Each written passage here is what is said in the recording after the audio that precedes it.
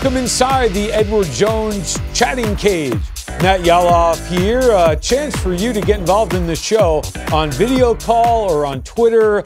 Get your questions coming in because today we have a guest who, for my money, is one of the most unique guys in MLB. Maybe one of the most unique I've ever seen in MLB. He is refreshing. He has a great personality and he's very smart. And don't forget about the fact he started 2019 off very well for Toronto. Say hello to Joe Biagini. Joe joins us right now inside the chatting cage. Hey, I set you up right there, and you have no option right now but to nail this interview. Wow. Well, no pressure. I remember Jerry Seinfeld saying, don't ever introduce a comedian as the funniest comedian ever because it just sets the whole audience on edge and, you know, gives too high expectations. But I will say I really appreciate it because that is by far the best introduction I've received today, so thank you. Well, today. Okay, well, the day is early. It's a day game for you. It's early. We'll see what happens as we roll along. I want to do this right off the top here. I had read a number of things about you, including one article that indicates that you talk to yourself on the mound. What do you say? That is a good question. First of all, I'm proud of you for your reading comprehension skills. That's probably why you're in the position you're in. I do. I actually like to recite popular movie quotes. I feel like that just gets me in the zone, gets me in the mood. A good one that I enjoy is from City Slickers called "We're lost, but we're making good time." That one always has that fun, ironic, you know, and that's kind of how it feels sometimes out there on the mound. So that's pretty appropriate. But a alternative, more serious answer, I do kind of use a lot of positive self-talk and, you know, kind of aggressive and confident themes that I just kind of repeat to myself. I do it when I'm doing drills down in the bullpen, and I do it out on the mound to just kind of help me just focus my, you know, mental energy towards competing. You know, I did that in the past, and over the last couple of years, I've really understood how invaluable that is to my success, just being able to kind of keep your mind sharp and focused on the things that you're trying to accomplish. And I felt that that has been pretty helpful. So, you know, hopefully it continues that way, and you know, I find some more good movie quotes to say out there. Yeah, well, it's a great tool, so good for you. Hey, it's a show about the fan, and we have one right now on video call. So say hello and tell us your name and what you want to know. Hello, Joe. My name's Daniel from South Jersey. My question for you today is, out of all of the pitches in your arsenal, fastball, breaking ball, etc., which one is your favorite to throw and why?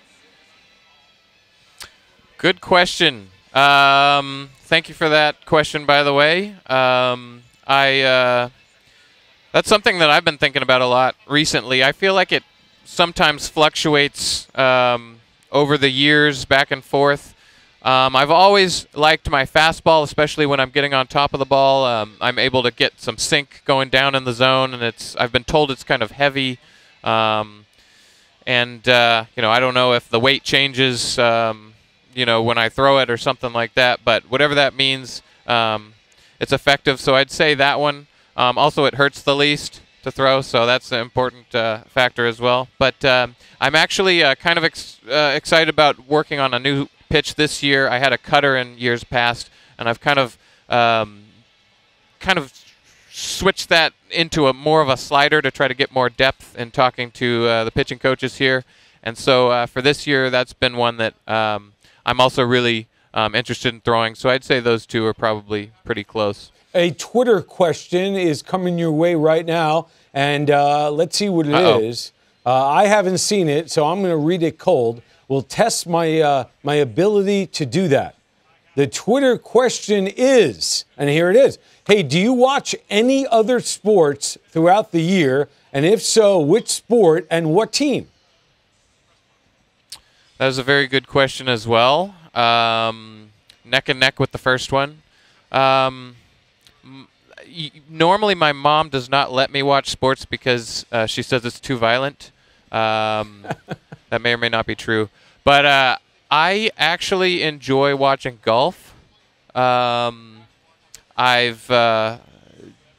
don't know. I've always enjoyed playing golf and then going home after playing golf and being frustrated at how I'm not very good at it and then watching it on TV.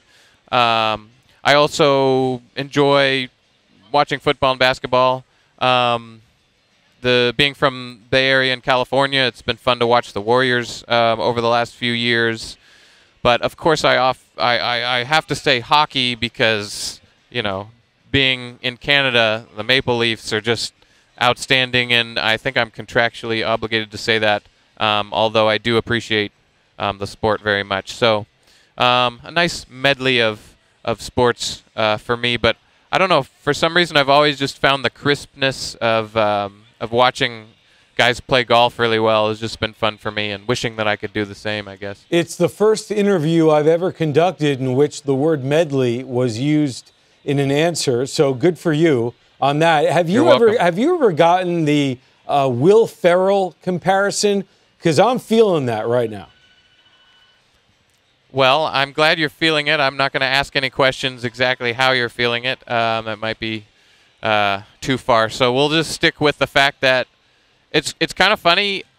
I wouldn't really make this up because I think it would sound kind of dumb or cliche or something. But honestly, like, I've gotten literally 10 different people from 10 different years and places in life that have told me that I remind them of Will Ferrell, which I take at and about an 85% compliment.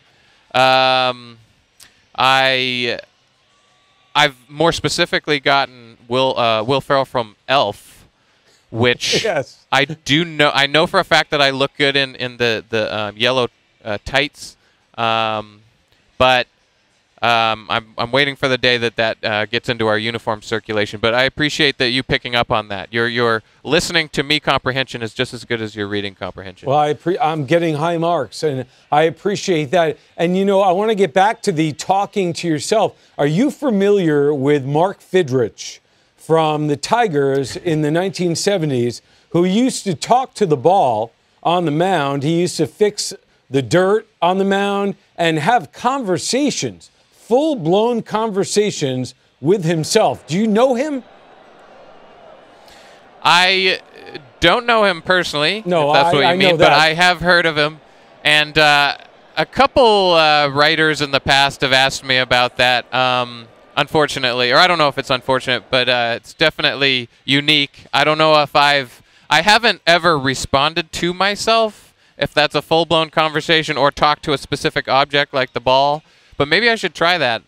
He seemed like he was onto something, and he had a pretty good career. So I don't know. Maybe, you know, the depth of the experience, I may get to that point one day, and you'll probably be watching somewhere and me out there doing some crazy antics and be like, I think he took my advice. So maybe we'll see. Well, you know what? It's a great to me, it's a compliment because he took the league by storm for a short time. A lot of injuries. We certainly don't wish that upon you, the late, great Mark Fidrich. Hey, how about throwing to your agent during the off season? I read this. I did a lot of reading. I had free time. So is this a true thing?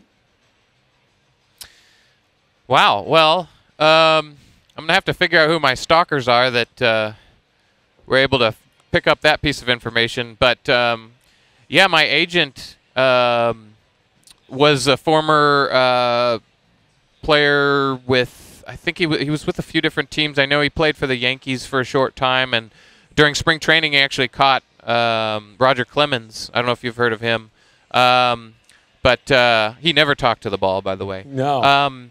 But he had a lot of experience. Obviously, that was just kind of a name dropping. But so he has this private facility in California.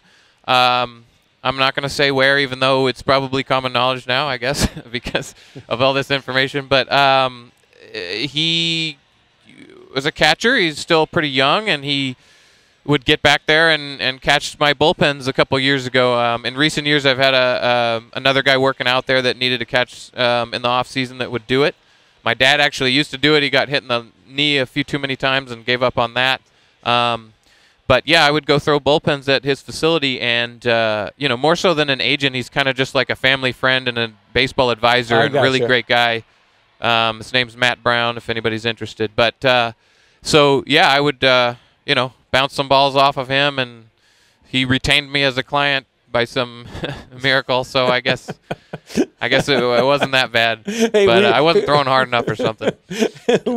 We've all been there where we say, he retained me as a client somehow. I get that. Very different profession, but I get it. A video call right now. What's your name and what do you want to know? Hey, Joe. Good to see you. Oh, my God. Wondering all those people that left this off season and first week and two. Hi, Garrett. Who have you missed the most? Good to see you, Joe. God bless. This is my friend from high school, Garrett Blackburn. Hi. This is it's surprising and not surprising. I'm glad you got through, even though you probably should have, done some more. Wow. I'm not usually left speechless, except just the beauty of your face and the perfect lighting. I didn't even listen to your question. I think something about who I miss the most, and that's obviously our other friend Chris, not you, because I see you too often trying to call me all the time and stuff. What are you doing? Are you at work or something? Well, yeah, I'm at work, but you're supposed to be working. I don't want to get in trouble. Oh my gosh. I don't know what to say. Yeah, well, this is my friend from high school. Yeah, well, we're great to meet him, and boy, we should interview you to find out more information on Joe. No. But no, we're not going to do that. Okay, we're not going to do that. We are going to do he this. Has too much. All right, we're going to do the lightning round. Here we go. On a scale of 1 to 10, how good is your knuckleball? Oh, wow. This is a lightning round, so yeah. I would say that's quick, it means. 11. Oh. 11 being the worst. Oh, okay, so you're going backwards. Favorite music album of all time? Ooh. Oh, man.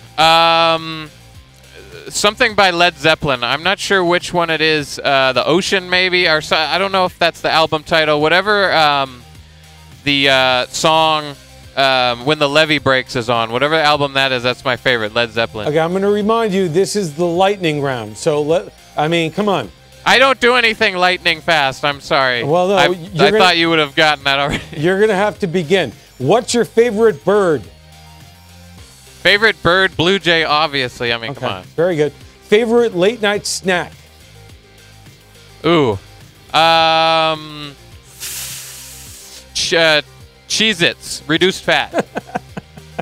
I can't believe that's your answer. What's the biggest advantage of being tall? Oh, man. Developing a strong forehead after hitting things with it. Movie or TV show that makes you laugh the hardest? Seinfeld. That was lightning, I have to say. Yes, but now you're dragging it on. What did you eat for your last meal? Oh, boy. I would have said pizza, but if the nutritionists get a hold of this, I will say salmon and a nice broccoli side. And finally, what would you eat for your last meal? Oh, gosh. Is that happening? Well, not yet. Bread and wine, like Jesus. I don't know. You know what? A good ribeye steak and some wine and the Brussels sprouts that are like sautéed with that whatever sauce those steakhouses use. That would be it. Joe Biagini, I want to thank you. I have to figure out what to make of this. I'm going to spend the rest of my day trying to figure that out.